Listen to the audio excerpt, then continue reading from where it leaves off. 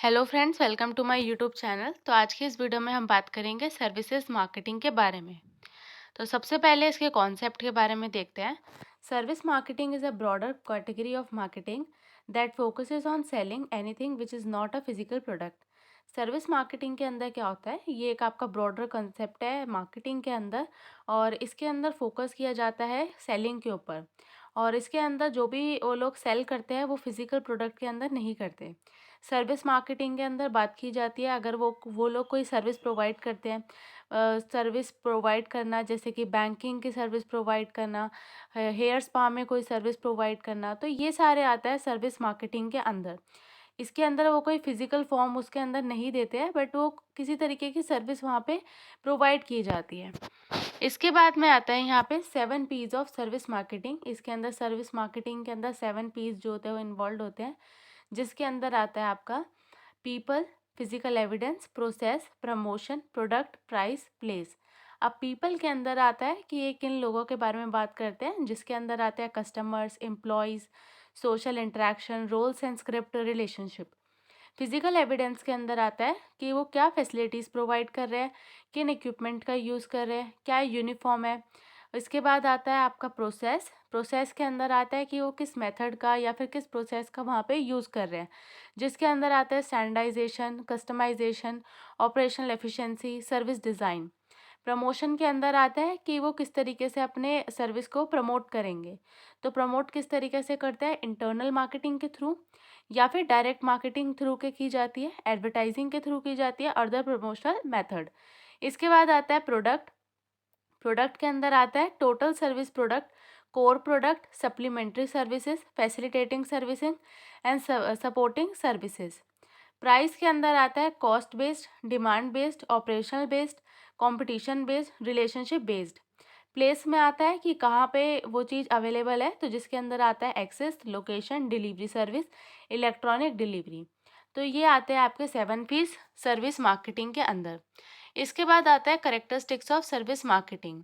तो सबसे पहला होता है आपका इंटेंजिबल। अब ये जो सर्विस मार्केटिंग होती है ये एक इंटेंजिबल फॉर्म होती है। इंटेंजिबल का मतलब होता है ऐसी चीज़ जिसको हम नहीं देख सकते, तो उसको हम बोलते हैं which is not have a physical existence. जिसको हम फिजिकल फॉर्म में वो हम उसको नहीं देख सकते, जिसको हम ना तो देख सकते ना उसको टच कर सकते।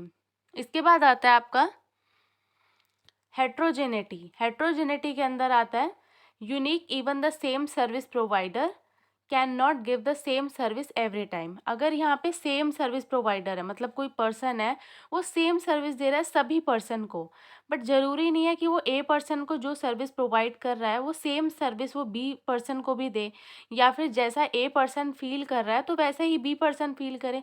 तो इसके अंदर अगर सेम सर्विस प्रोवाइडर भी होता है, बट इसके अंदर ये चीज़ नहीं है कि जो सामने वाला पर्सन है उसको भी ऐसी सर्विस सेम फील हो, तो ये आता है हेट्रोजेनिटी के अंदर। इसके बाद थर्ड पॉइंट आता है perishability. It can not be store. अब जो सर्विस होती है उसको इस तरीके से आप स्टोर नहीं कर सकते, जैसे कि अगर आपको बैंक में जाना है, चेक को सबमिट करना है, तो चेक को सबमिट करना है, आप गए वहाँ पे, जो भी स्टाफ है उन्होंने उस चेक को लिया, उसके बाद उसे सबमिट किया।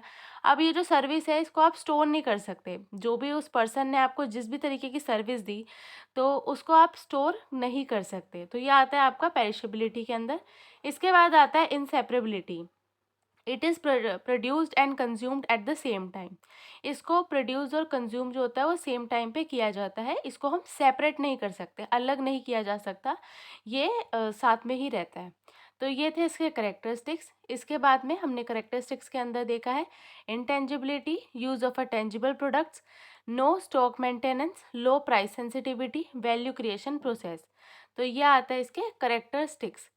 इसके बाद में आता है type of service marketing. Type of service marketing के अंदर फर्स्ट पॉइंट बनता है इंटरनल मार्केटिंग। इंटरनल मार्केटिंग के अंदर आता है between organisation and employees. Internal marketing वो होती है जो कि कंपनीज के अंदर की होती है, जिसके अंदर कंपनीज के अंदर के जैसे कि एम्प्लॉयज़ आते हैं, कंपनी की ऑर्गेनाइजेशन आती है, इसके अंदर उसके वर्कर्स आते हैं, उनके बीच का रिलेशनशिप आता है, तो उसको हम बोलते हैं इंटरनल मार्केटिंग।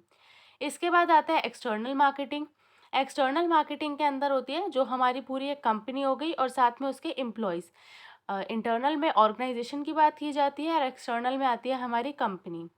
इसके बाद में आता है इंटरैक्टिव मार्केटिंग, जिसके अंदर आते हैं हमारे एम्प्लॉयज़ और कस्टमर्स। तो इसमें एम्प्लॉयज़ और कस्टमर्स के बीच में इंटरेक्शन होता है, उसको हम बोलते हैं इंटरैक्टिव। इसका एग्जाम्पल होता है पर्सनल सेल। तो आज की वीडियो में बस इतना ही। तो आज की वीडियो में हमने बात की है सर्विस मार्केटिंग के बारे में, साथ में हमने 7 पीस के बारे में बात की है। हमने यहाँ पे करेक्टरिस्टिक्स देखे हैं सर्विस मार्केटिंग के अंदर, और लास्ट में हमने यहाँ पर देखा है टाइप्स ऑफ सर्विस मार्केटिंग। तो अगर आपको मेरी वीडियो अच्छी लगी हो तो प्लीज़ लाइक करें, चैनल पे नए हो तो आप सब्सक्राइब करें और आप मेरी वीडियो को ज़्यादा से ज़्यादा शेयर करें। Thank you so much for watching.